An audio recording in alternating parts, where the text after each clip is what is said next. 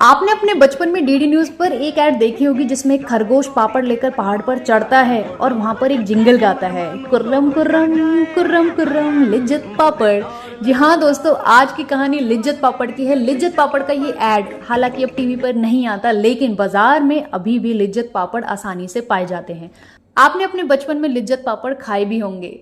तो दोस्तों, आज मार्केट में बहुत सारे पापड़ अवेलेबल हैं, लेकिन लिज्जत पापड़ का मुकाबला कोई भी नहीं कर सकता। तो आज मैं आपको सुनाती हूँ लिज्जत पापड़ की वो इंस्पिरेशनल स्टोरी कि आखिर लिज्जत पापड़ बना कैसे, कौन है इसके पीछे, कैसे हुई इसकी शुरुआत, और इसकी कहानी वाकई में बहुत ही इंटरेस्टिंग और मोटिवेशनल है। तो चलिए दोस्तों, शुरू करते हैं लिज्जत पापड़ की इंस्पिरेशनल स्टोरी।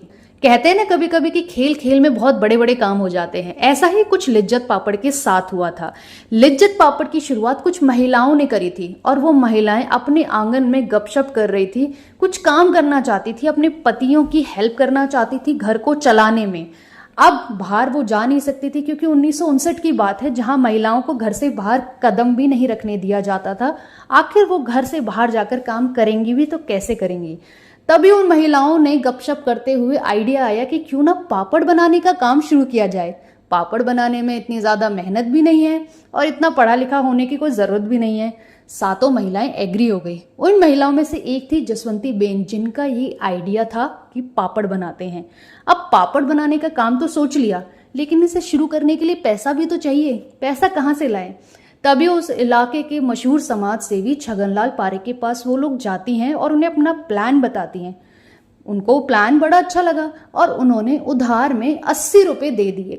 80 रुपए पाकर इन महिलाओं ने अपना बिजनेस करना शुरू किया। मटेरियल खरीदे, एल्युमिनियम के चकले बेलन खरीदे और मुंबई में 1959 में अपनी छत पर जाकर इन्होंने शुरू किया पापड़ बेलने का काम। पहले दिन इन्होंने 4 पैकेट बनाए। 6 महिलाएं पापड़ बनाती थी और 1 महिला बाहर जाकर उस पापड़ को बेचती थी। उस महिला ने कारोबारी को वो 4 पैकेट दे दिए। कारोबारी ने अपने कस्टमर्स को दिए। कस्टमर्स को पापड़ बहुत अच्छे लगे क्योंकि घर के बने हुए थे। वापस आकर और मांग करने लगे। कारोबारी ने उन्हें और ऑर्डर दिया कि और पापड़ बनाया जाए।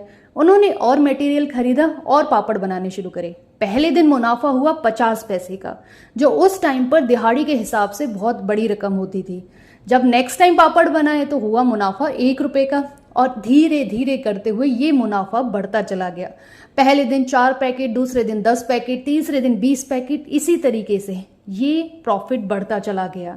80 रुपए से शुरुआत की हुई कंपनी अब छोटी पड़ने लगी थी 7 महिलाओं के लिए। उन्होंने धीरे धीरे करके और महिलाओं को भी अपने साथ जोड़ना शुरू किया और धीरे धीरे करके ये ग्रुप बड़ा बनता चला गया, क्योंकि उस टाइम पर पापड़ का कोई इतना ज्यादा कंपटीशन भी नहीं था उनके सामने। एक टाइम ऐसा भी आया जब उस ग्रुप में 7 की जगह 100 से ज्यादा महिलाएं काम करने लगी। तब इस ग्रुप का नाम चेंज करके श्री महिला गृह उद्योग कर दिया गया। और इस कंपनी की सबसे अच्छी बात यह थी कि इसमें कोई भी मालिक नहीं था। जहां दोस्तों, इसमें कोई मालिक नहीं था। जसवंती बेन की अध्यक्षता में 21 महिलाओं की कमेटी बनाई गई थी जो मिलकर सारे फैसले लेती थी। कोई भी इसमें सीईओ, डायरेक्टर नहीं था। जो भी प्रॉफिट होता था वो सभी महिलाओं में बराबर बराबर बांटा जाता था। 1962 में श्री महिला गृह उद्योग से चेंज करके इस कंपनी का नाम लिज्जत पापड़ कर दिया गया। धीरे धीरे करके 45,000 महिलाएं लिज्जत पापड़ से जुड़ने लगी और महाराष्ट्र में एक छोटी सी जगह से शुरू हुआ यह गृह उद्योग 81 ब्रांचों में संचालित किया गया। इसके अलावा देश विदेशों में भी लिज्जत पापड़ निर्यात किए जाने लगे। आज के टाइम पर Lijjat Papad America, Singapore, UK, Thailand, Netherlands जैसे बहुत सारे देशों में इसकी बिक्री होती है। अपने इसी काम की वजह से जसवंती बेन को भारत का 4था सबसे प्रतिष्ठित और सम्मानित पुरस्कार पद्मश्री मिला था। आप जसवंती बेन को ना जानते हैं क्योंकि ये लोग मीडिया और कैमरे की चकाचौंध में नहीं आते, लेकिन लिज्जत पापड़ का नाम तो आपने शायद ही सुना ही होगा और खाया भी होगा। आज लिज्जत पापड़ सिर्फ पापड़ ही नहीं बल्कि मसाला, आटा, चपाती, यहाँ तक कि कपड़े धोने का पाउडर भी बनाता है। हालांकि लिज्जत ने सिर्फ शोहरत और कामयाबी ही नहीं देखी, इसके हिस्से में नाकामी भी आई। लिज्जत ने कुटीर चमड़ा उद्योग, माचिस और अगरबत्ती का काम भी शुरू किया, लेकिन घाटे के बाद इसे बंद करना पड़ा।